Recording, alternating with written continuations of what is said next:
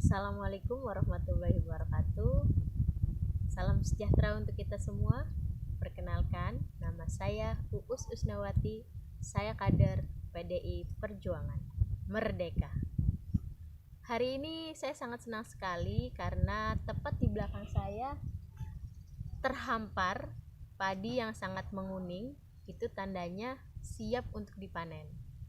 Dan di bulan Maret 2023 ini beberapa petani Indramayu sudah memanen padinya.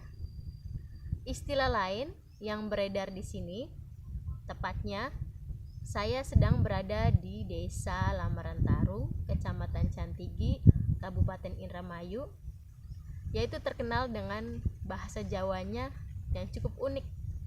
Bukan hanya di Lamaran Tarung, tapi juga di desa-desa lain.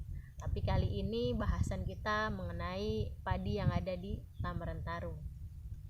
Jadi, istilah menuai padi atau masa panen di sini disebutnya sebagai masa di mana orang-orang berburu padi yang disebut derep ya. Jadi derep itu artinya berburu padi dengan cara diarit. Diarit itu artinya dia diarit dengan arit atau celurit ya untuk bahasa nasionalnya. Nah, kemudian setelah itu padi tersebut dipisahkan dari tanamannya atau tanaman inti. Padi tersebut disebut gabah ya. Nasi atau beras yang ada yang di luarnya ada semainya berarti gabah. Nah, setelah dipisahkan, untuk memisahkannya ini pun terdapat dua cara, yaitu secara tradisional dan juga secara modern. Secara tradisional kita bisa dengan tadi memisahkan dengan menggunakan tenaga manusia, atau istilah di Lamaran Tarung ini disebutnya gebod ya, atau gebot.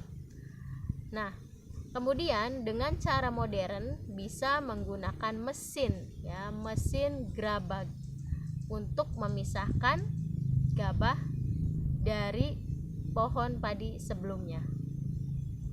Padi ini sangat banyak manfaatnya.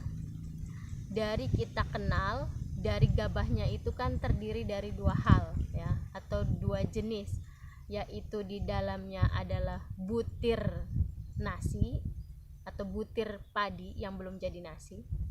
Kemudian di luarnya adalah semainya sendiri atau biasa kita sebut sebagai dedek padi yang kasar.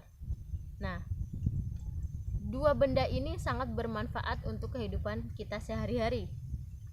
Untuk butirnya padi sendiri atau beras tadi, kita bisa gunakan untuk memasak yang disebut sebagai nasi untuk sumbangan karbohidrat terbesar kita di warga masyarakat Indonesia, atau kali ini di warga masyarakat Lamaran Tarung. Kemudian dedak kasarnya tadi bisa kita gunakan untuk tanah yang ketika becek bisa kita atasi beri dengan semai tadi atau gabah tadi ya, dedak kasar gabah tadi yang sudah dipisahkan dari butir padinya. Kemudian juga selain itu bisa juga untuk es ya, bisa juga untuk membuat pupuk dan masih banyak lagi. Nah, selain hal-hal yang tadi, kita juga perlu mengetahui beberapa proses ya dalam mengolah padi ini. Dimulai dari proses yang pertama adalah proses ya untuk membiarkan tanah tenang dulu. Jadi para petani sebelum menanam padinya di sawah, mereka membiarkan tanahnya untuk tenang terlebih dahulu.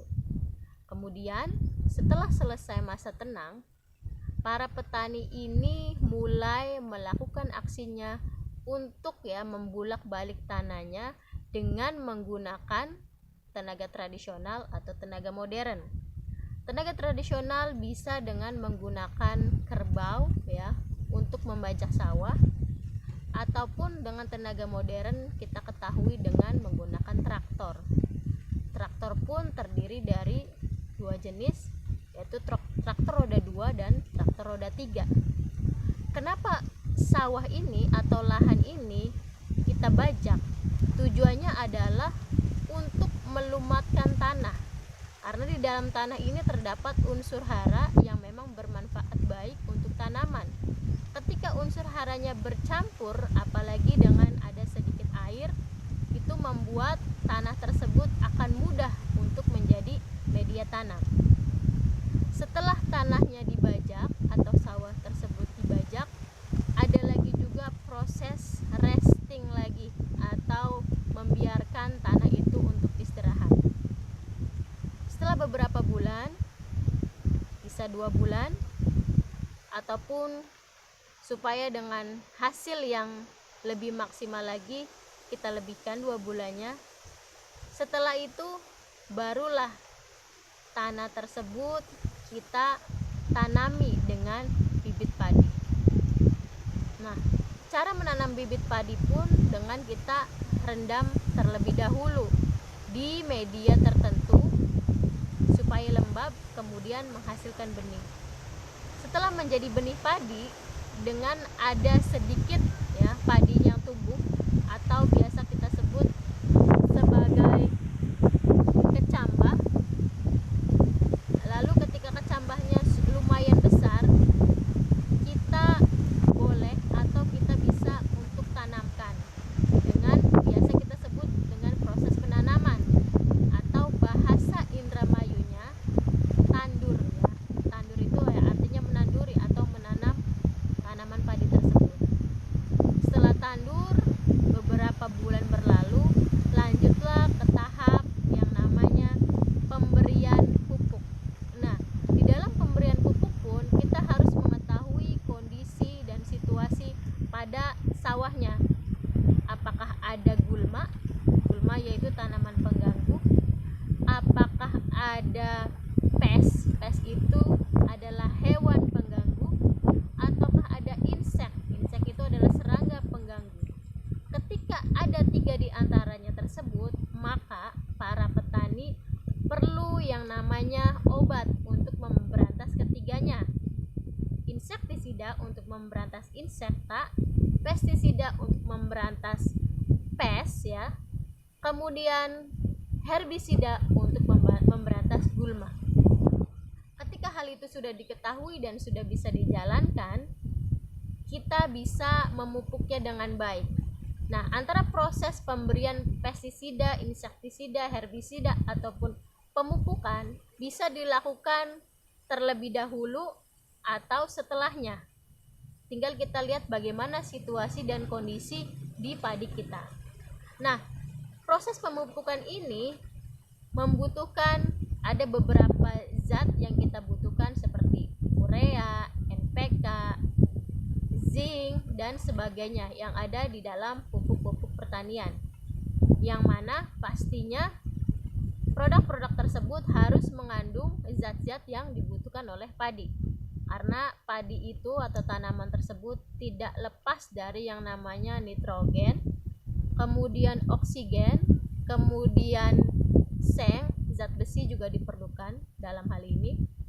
Nah, proses pemupukan pun bila mana sekali masih belum puas atau terlihat padi kita belum tampak menggemuk, kita bisa lakukan 2 kali proses pemupukan seperti itu. Nah, setelah proses pemupukan, kita lihat bagaimana padi kita, apakah sudah tumbuh dengan baik ataukah belum. Jangan lupa sering-sering dikontrol. Apakah gulmanya masih tumbuh, apakah insektanya masih ada, apakah pesnya masih banyak ya. Karena pes ini atau tikus-tikus ini sangat mengganggu sekali di tanaman padi kita. Sering-sering dikontrol. Sering-sering juga disemprot ya, sesuai dengan kondisi dan keadaan yang dibutuhkan pada